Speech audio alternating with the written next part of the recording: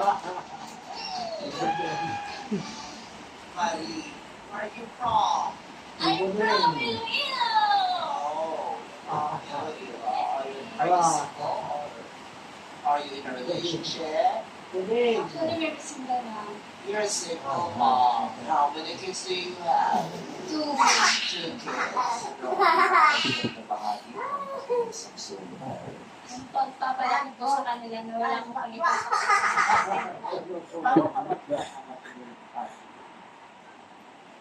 Sinasabi ko na lang po sa kanila. Huwag na lang hanapin yung kanila. Kasi po, hindi ko na lang po nasan siya. Makilala na po nila. So, paano pag nasa trabaho ka?